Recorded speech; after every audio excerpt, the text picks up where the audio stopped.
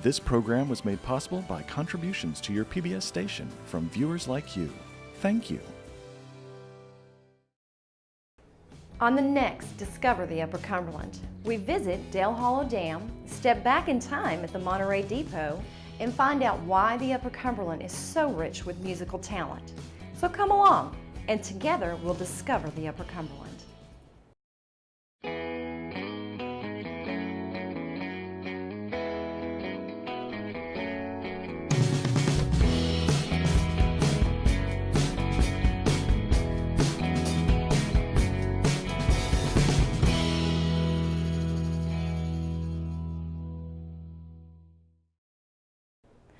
Welcome to a new season of Discover the Upper Cumberland. We're so excited to bring you more stories about interesting people and places throughout the Upper Cumberland.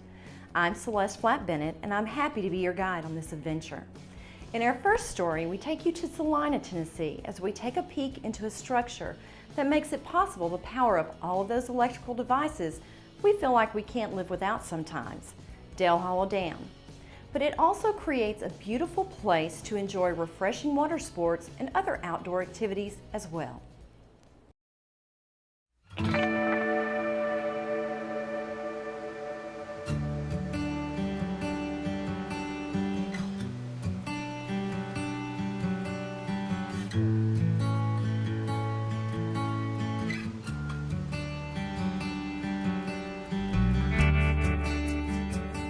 We are celebrating our 75th anniversary of the construction of the dam.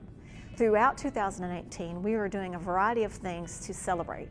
Some of those will be opening up the powerhouse for tours, additional tours that we normally would not allow the public to come in. Right now we're inside the powerhouse of the Dale Hollow Powerhouse and Dam, located just north of Salina, Tennessee, on Dale Hollow Lake. The dam was completed in October of 1943. As a result, we have a little less than 25,000 acres of water and over 27,000 acres of forested hillsides and lands. Every aspect of this was engineered by the U.S. Army Corps of Engineers. And everything that you see today in the design of the dam, the hydropower plant, is still the same design. Rooms and so forth have not been modified in the sense of its mission.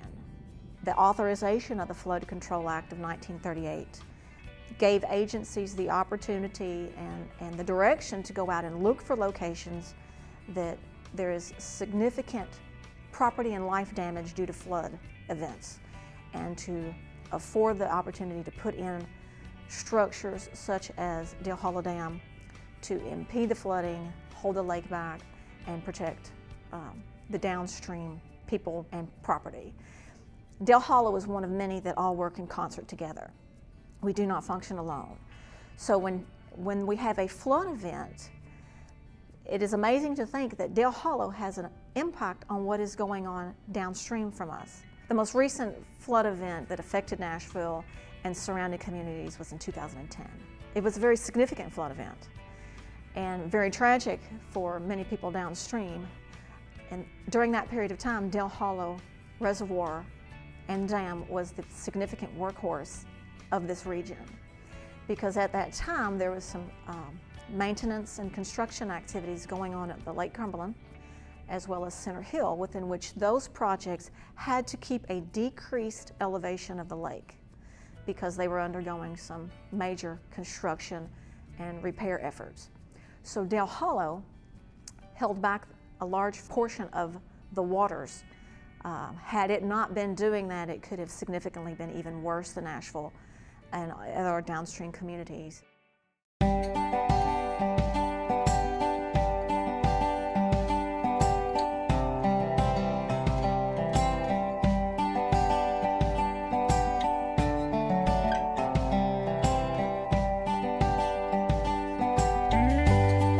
A lot of things that people oftentimes when they come up here and they'll sightsee and drive across the dam. It's just an incredible just beauty.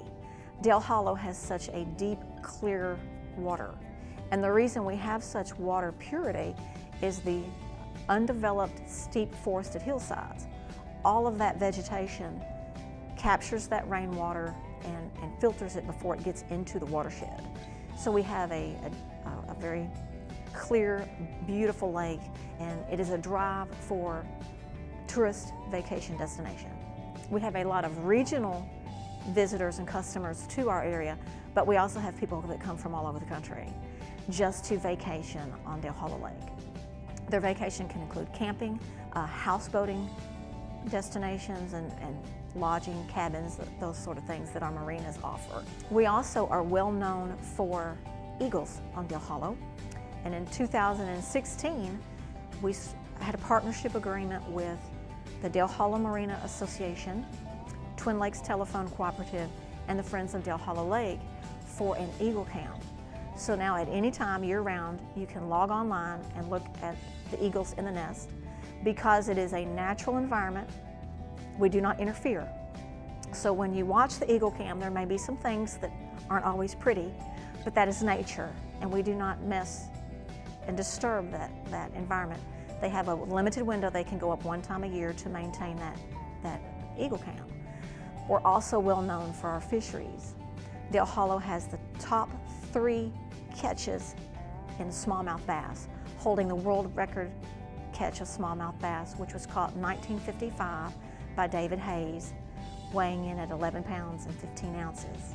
So as a vacation destination, people can come, again, not only for the natural environment to get away from the large cities and experience nature, water sports, quiet, peaceful walks, just a variety of things that are here.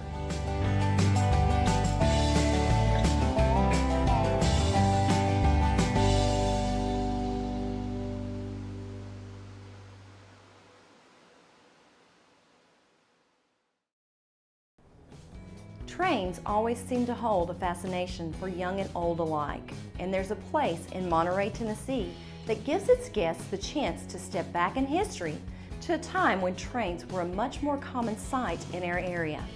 All aboard as we take a trip into the past at the Monterey Depot.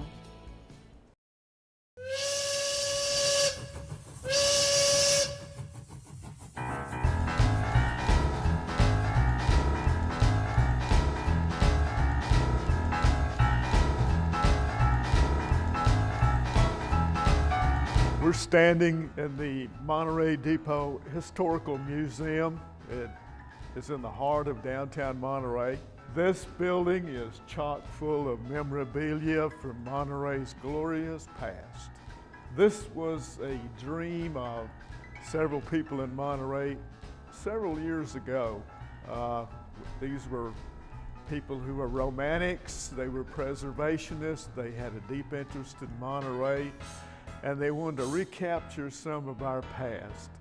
And all the memorabilia and the artifacts and the items in here reflect that. In 2009, the Monterey City Board, Mayor and Alderman, designated an advisory board to oversee the construction of this particular building. But prior to that, the Monterey Depot Historical Society was created by just some of these same people, and through some creative and very effective fundraising, they raised enough money to buy this property from the Nashville and Eastern Railroad for the purposes of building a museum.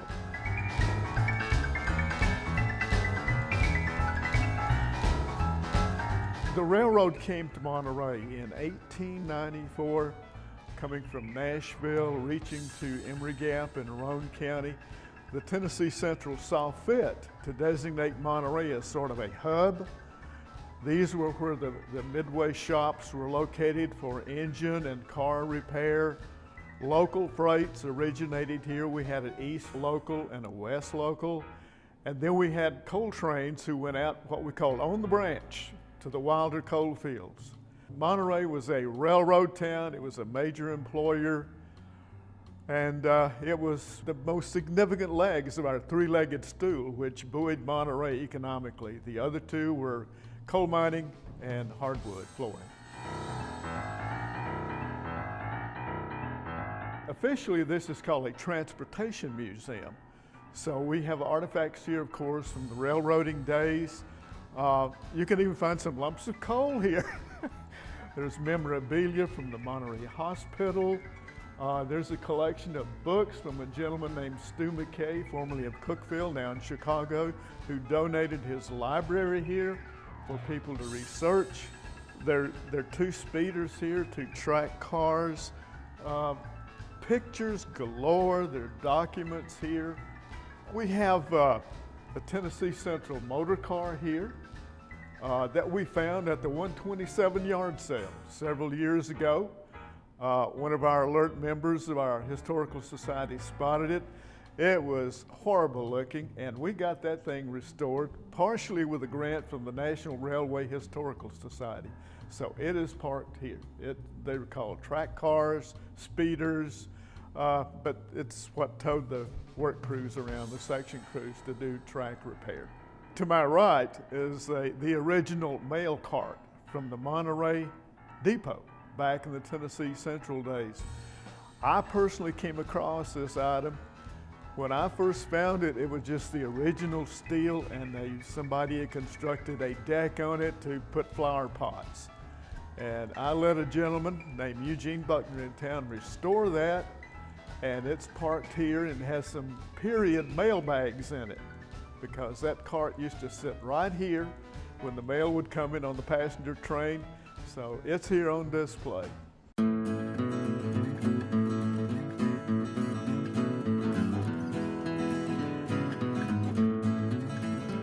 I came into the world with some minor defects to my body, chiefly my eyes. And at age 3, my mom used to bring me to the Monterey Depot. We would catch the 4 a.m. passenger train from Monterey to Nashville. We would get to Nashville about 8 o'clock, so we had time to deboard the train down at the foot of Broadway and walk up to the old doctor's building on Church Street. So my experience and my fascination originated right there, riding that train, passenger trains, steam engines, the whole 9 yards. Anytime a passenger train is passing by, or even a freight, invariably people will wave. I don't know, it's just a fascinating, I'm very practical about it. It's the most economical and efficient way to move people and goods. Still is. If you want to recapture what Monterey once was, it's here. It's just a fascinating place to visit. And if you want to let your children be occupied, we have a fabulous model train display in the front room of the building.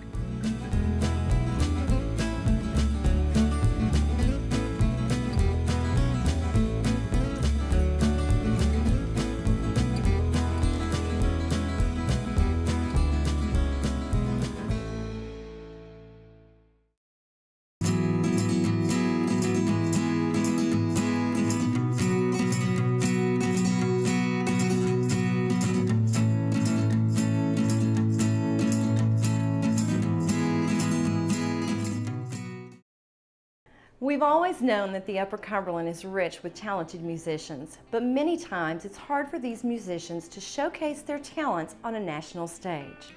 But I had the honor of sitting down with a very talented musician who has made it into the national spotlight and received many awards for his work.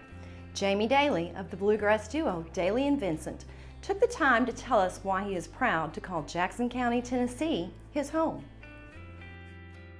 We're here today with a well-known Upper Cumberland native, Mr. Jamie Daly with Daly and Vincent. Thank you for joining us. Happy to be here. Thanks for having me. Tell us a little bit about where you grew up here in the Upper Cumberland. I grew up here in Gainesboro, Tennessee, right above the Roaring River and the Cumberland River where they meet. And you could walk out our front door and see the Roaring and Cumberland River above the boat dock there. And I loved growing up here. And how did you end up in the music?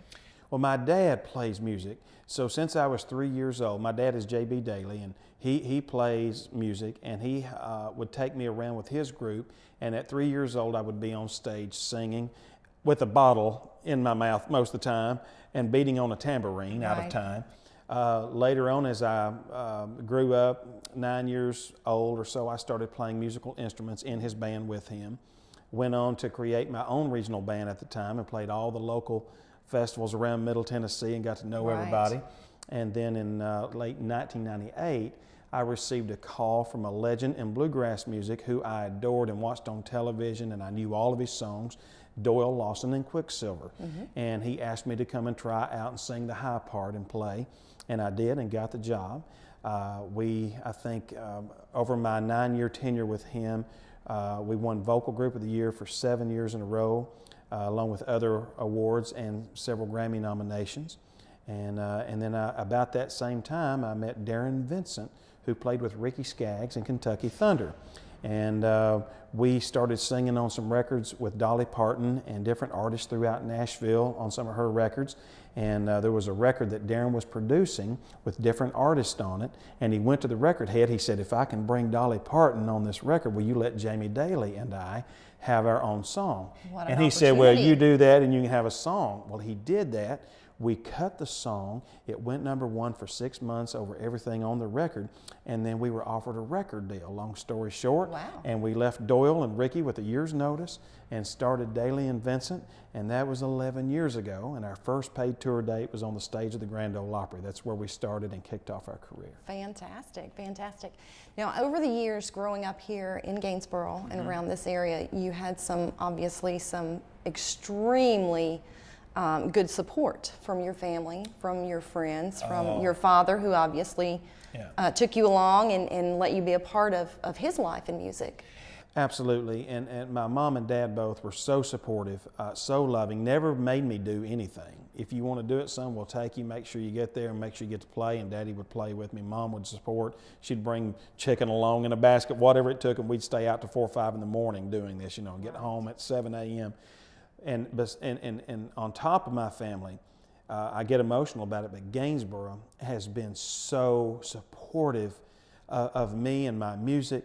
And for me personally in Gainesboro, I know almost everybody here, and they're just my extended family. They are a very proud community, very proud of you and your accomplishments. For the youth around the Upper Cumberland, watching you and your accomplishments in life, coming from such a small town, a small area, gives them inspiration that they can get out there and make dreams come true. Obviously, you're living your dream. I'm living my dream, and I hope it gives them encouragement, because they can do bigger things than I ever thought about doing if they set their mind to it. They can do what they can. We have these kids in this area have the potential to be president of the United States someday. They need to follow their dreams. And one thing I had to learn early on when I got out into the world, there was a lot of people through the years that told me, no, you'll never be able to do that. No, you can't do that. No, he'll never do this. He'll never do that. What I learned quickly was you cannot listen to the naysayers. You have to follow your heart. You have to be in a position to strengthen yourself and stay persistent. And no matter what, follow that dream and treat people right as you go along. So you have been away from the Upper Cumberland on tour and with Daly and Vincent and doing wonderful things around the world, around the country. Do you plan to come back home? Do you plan to come back someday? I live in Nashville, Brentwood, Tennessee. I live there. I have for about 15 years now. I've been coming up here the last 2 or 3 years a lot, and I have loved it so much that I got to thinking several years ago, I would love to have some land here to come back and build.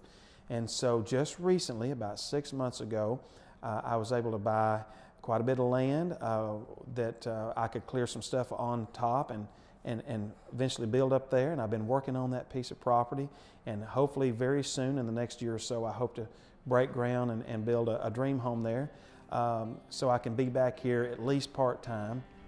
Thank you, Jamie, for being here with us. And we also want to thank the Bull and Thistle for allowing us this space today. And we look forward to seeing you out there on the road and on the television and everywhere. And we enjoy what you do too. So thank you.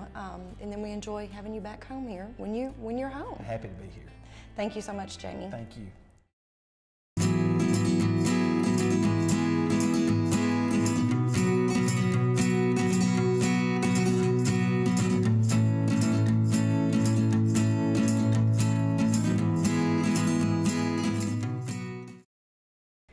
In our next story, we meet another talented musician whose talents are not only in making incredible music, but also in crafting the instrument on which he loves to create that music.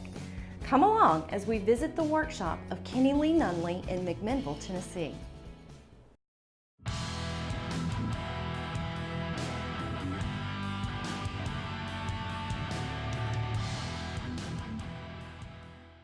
Right there's where it starts. Tennessee Hard Rock Maple, and that's the block. It's around 40 inches long and 4 inches thick when I start it. And that's, you got to make sure this is cured to an 8%, you know, before you can build these guitars. A lot of measuring and stuff goes into the first step. You take that block, lay it on the table, and you start measuring. And I figure out what scale I'm going to use, either a 25.5, a 24 3/4, a Les Paul style, a double cutaway, or a 335 style. What am I going to do that day? I want to measure where everything is going to be placed first. Pickups, tailpiece, electronics, the pots, bridge, where the nut's going to be placed. It's all done first. But this is what it comes to, almost to the end. It gets one more sanding good, one more, you know, prepping, and then it will actually get fretted next. I had my Les Paul refretted from a guy, a good friend of mine in Murfreesboro. And he refretted it for me, and I thought, man, that's great, buddy. And I thought, well, I need to start refretting them. And he tested, and I come home a year or two later, and I started messing with it in here, so I started fretting them, and he gave me a grade on it. I took it down there and let him see it. And he said, man, you can do it. You can fret them. He said, you done a good job. I said, all right. And then, of course, a prep again. And then it'll be either what color I want it or it'll be a clear coat. And then I end up pretty much with this.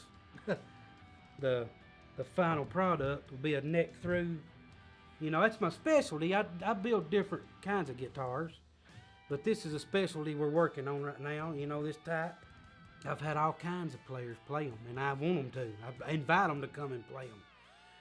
I've had anywhere from country again to southern rock to shredder to metal, and they all said this guitar fit their style.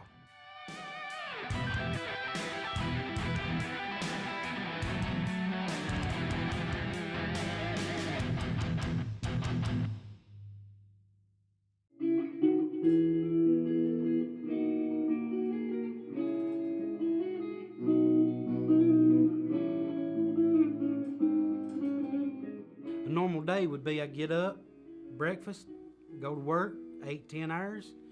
I come home, I like to go ahead and eat supper. Whatever I want to eat, I get that done. You rest a minute, get off your feet, and then I come out to shop and do whatever's needed. You know, there could be a repair I need to get done. You know, it ain't every evening you feel like doing it. But I found out once I do eat, get something to drink, sit down for about 30 minutes, it ain't that bad once I get out here, because you love it so much, you know. You love building them especially. But the thing is, you got to get up again in the morning, and I'm just telling you, you get strung out in this stuff. You can't quit. You want to keep going.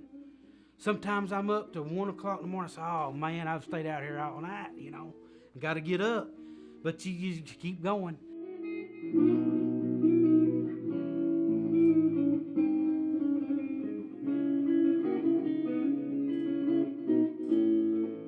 I just always loved them, you know.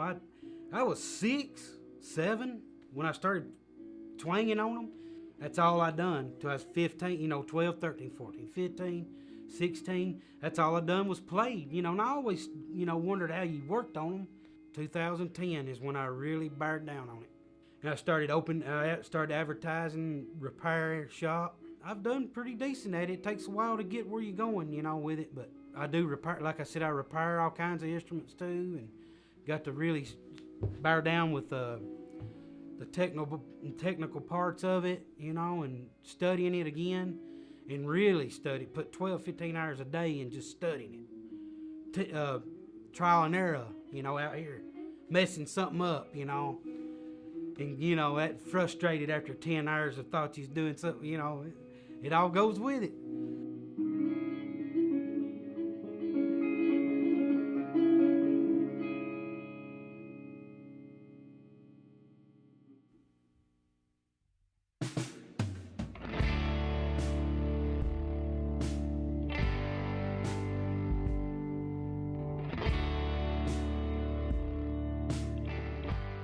You know, it's passion and love for it, but I want to be successful at it, you know. And when they pick them up, I want them to feel it too, you know, and that it was built from the heart, you know, and they've got something they can play and count on. I learned to appreciate music more these days. You know how you used to, if you didn't like something, you know, you might have something to say. You shouldn't do that, you know. Give credit where it's due, and you know, love the music. You know, be happy for the ones that's doing it. You know, and what they make out of it. You know, it's good for them, man. Be happy for people. Don't condemn them because they don't listen to the same thing you do. You know, appreciate it. Thank you for exploring the Upper Cumberland with us. For more information on this show, visit our website, wcte.org/discover. Also, if you have any story ideas that you think we should feature, email us at discover@wcte.org. I'll see you next time, and together we'll discover the Upper Cumberland.